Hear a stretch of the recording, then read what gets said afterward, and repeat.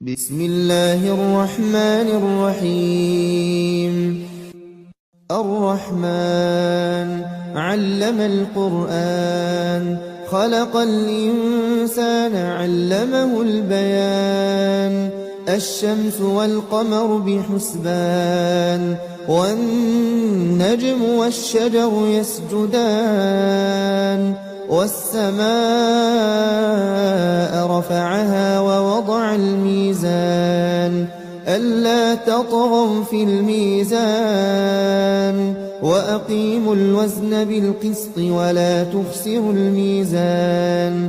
والأرض وضعها للأنام، فيها فاكهة والنخل ذات الأكمام. والحب ذو العصف والريحان، فبأي آلاء ربكما تكذبان. خلق الإنسان من صلصال كالفخار، وخلق الجان من مارج من نار. فبأي آلاء ربكما تكذبان. رب المشرقين ورب المغربين، فبأي آلاء ربكما تكذبان. مرج البحرين يلتقيان، بينهما برزخ لا يبغيان. فبأي آلاء ربكما تكذبان. يخرج منهما اللؤلؤ والمرجان، فبأي آلاء ربكما تكذبان. وله الجوار المنشآت في البحر كالأعلام، فبأي آلاء ربكما تكذبان. كل من عليها فان، ويبقى وجه ربك ذو الجلال والإكرام. فبأي آلاء ربكما تكذبان. يسأله من في السماوات والأرض كل يوم هو في شأن. فبأي آلاء ربكما تكذبان. سنفرغ لكم أيها الثقلان. فبأي آلاء ربكما تكذبان. يا معشر الجن والإنس إن استطعتم أن تنفذوا من أقطار السماوات والأرض فانفذوا، لا تنفذون إلا بسلطان. فبأي آلاء ربكما تكذبان. يرسل عليكما شواظ من نار ونحاس فلا تنتصران. فبأي آلاء ربكما تكذبان. فإذا انشقت السماء فكانت وردة كالدهان. فبأي آلاء ربكما تكذبان. فيومئذ لا يسأل عن ذنبه إنس ولا جان. فبأي آلاء ربكما تكذبان. يعرف المجرمون بسيماهم فيؤخذ بالنواصي والأقدام.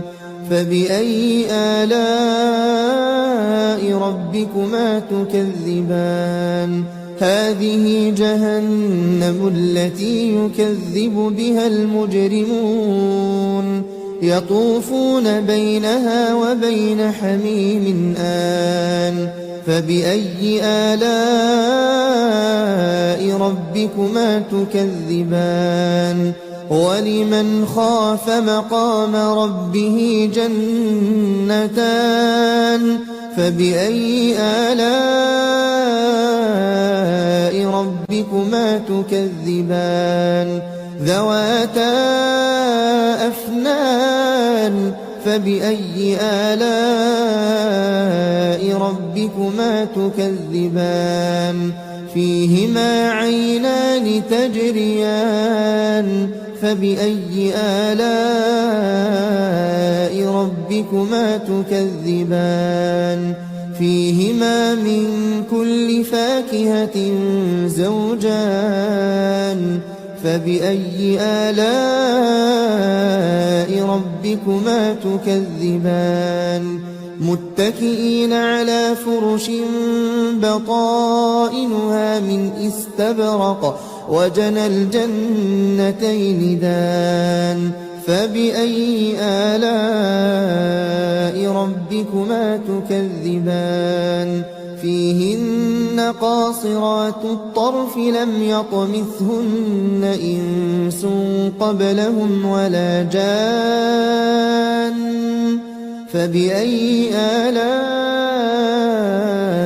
ربكما تكذبان كأنهن الياقوت والمرجان فبأي آلاء ربكما تكذبان هل جزاء الإحسان إلا الإحسان فبأي آلاء ربكما تكذبان ومن دونهما جنتان فبأي آلاء ربكما تكذبان مدهامتان فبأي آلاء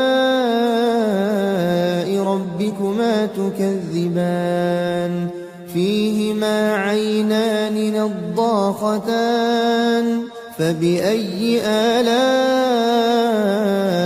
ربكما تكذبان فيهما فاكهة ونخل ورمان فبأي آلاء ربكما تكذبان فيهن خيرات حسان فبأي آلاء ربكما تكذبان حور مقصورات في الخيام فبأي آلاء ربكما تكذبان لم يطمثهن إنس قبلهم ولا جان فبأي آلاء ربكما تكذبان متكئين على رفرف خضر وعبقري حسان فبأي آلاء ربكما تكذبان تبارك اسم ربك ذي الجلال والإكرام